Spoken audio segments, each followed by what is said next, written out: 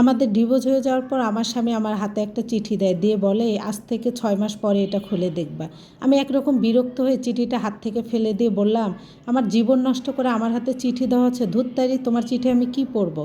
তাকিয়ে দেখি আমার স্বামী চোখ দিয়ে বেয়ে বেয়ে পানি পড়তেছে। আমি তখন বললাম, এখন তো কাজ শেষ, আর কিছু আপনার বলার আছে? সে তখন বলে, একটু দাঁড়াতে পারবে না? আমি বললাম, 1 সেকেন্ডও না। আমি যখন রিস্কায় উঠি, আমি আর আমার ছোট বোন, তখনও দেখি আমার স্বামী আমার দিকে তাকিয়ে কান্না করতেছে। আমাদের ডিভোর্সের সময় আমি আর আমার ছোট বোন গিয়েছিলাম। আমার পরিবার থেকে বা তার পরিবার থেকে কেউ আসেনি।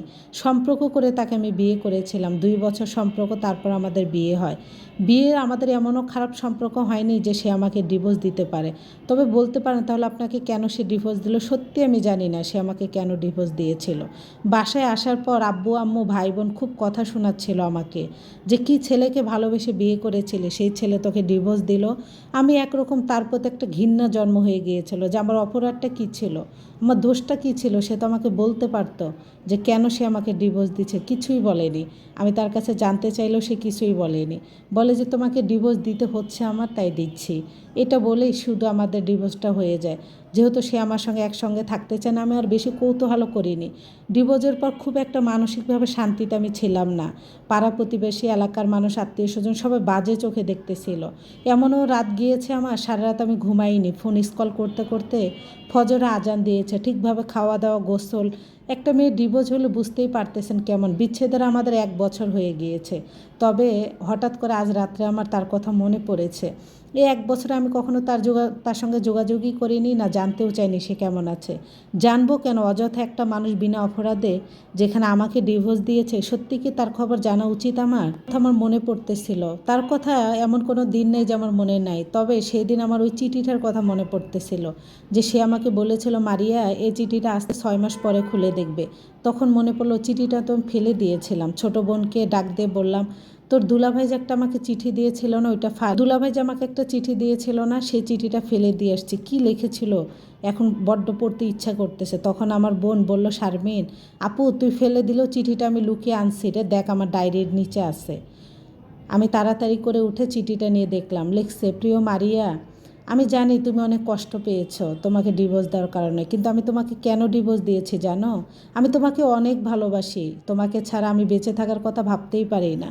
তোমাকে নিয়ে আমি অনেক সুন্দর একটা নীড় গড়তে চেয়েছিলাম, যেই নীড়ে তুমি, আমি আর তোমার আর আমার ছোট্ট একটা বাচ্চা থাকবে, কত সুখে শান্তিতে আমরা থাকবো। শুধু তোমাকে আমি একটা কারণে ডিভোর্স দিয়েছি। আজ থেকে 4 মাস আগে ডাক্তার আমাকে বলেছে আমার ক্যান্সার ধরা পড়েছে। আমি আর 4-5 মাসের পৃথিবীতে অতিথি। আমি চাইনি তোমার এত সুন্দর জীবনটা নষ্ট হোক। তাই তুমি আমাকে যেহেতু এত ভালোবাসো, পৃথিবীতে আমার মার পর যদি কেউ আমাকে ভালোবাসে সেটা হচ্ছে তুমি। আমার একটু জ্বর কাশি হলেই তুমি অস্থির হয়ে যাও আমাকে নিয়ে, আমাকে টেনশন করো, আমাকে খাওয়ানোর জন্য পাগল হয়ে যাও। তোমাকে আমি এতটা ভালোবাসি যে আমি তোমাকে এতটা ভালোবাসি যে আমি তোমাকে এটা বলতে পারিনি। তুমি যদি ভেঙে পড়ো, আমি চেয়েছি আমার প্রতি তোমার একটা ঘৃণা জন্ম হোক, তুমি একটা নতুন করে জীবন শুরু করতে পারো। এজন্য আমি তোমাকে বলিনি। আমার ব্লাড ক্যান্সার ধরা পড়েছে, তুমি আমাকে ঘৃণা করবে, আমার প্রতি এতটা তোমার ঘৃণা জন্ম হোক যেন আমার নামটাও তোমার মুখে নিতে লজ্জা লাগে, তোমার রুচিতে বাধে। এজন্য আমি তোমাকে ডিভোর্স দিয়েছি। তুমি আমার সেই লাল টুকটুকে বউ, যাকে ছাড়া আমি পৃথিবীতে বেঁচে থাকার কথা ভাবতেই পারি না। চিঠিটা পড়ে জানে না পুরা আমার চোখ বেয়ে বেয়ে পানি পড়তেছিল, আমার বুকটা ফেটে যাচ্ছিল। মনে হচ্ছিল যে আমি তখনই যদি চিঠিটা পড়ে দেখতাম সে কি বলেছিল। আজ 1 বছর আমাদের বিচ্ছেদের হয়ে গেছে। আমি আদৌ জানি না সে বেঁচে আছে কি না। খুব কষ্ট পাচ্ছিলাম, কান্না করতেছিলাম যে আমি কি করলাম। আমরা না বুঝে আমরা কিছু না জেনে মানুষকে কতটা ভুল বুঝি, তাই না? আমার স্বামী আমাকে এতটা ভালোবাসতো। আমি জানি না পুরা, আমরা যখন একসঙ্গে ছিলাম আমি একটু রাগ করলে সে আমার যতক্ষণ রাগ না ভাঙাতো কিছুই খেত না। সে যে জীবন মরণের সাথে যুদ্ধ করতেছে, আমি যদি একবার বুঝতে পেতাম, আমি তাকে ছেড়ে কখনোই আসতাম না। তার সঙ্গে আমি শেষ সময় পর্যন্ত থাকতাম, তার সেবা করতে পারতাম। ডিভোর্স হয়ে যাওয়ার পর মেয়েদেরকেও বাড়িতে রাখে না, জানে না পুরো। আর সমাজ খুব খারাপ চোখে দেখে। আমার পরিবার খুব আমার জন্য বিয়ের জন্য তাগাদা দিচ্ছে।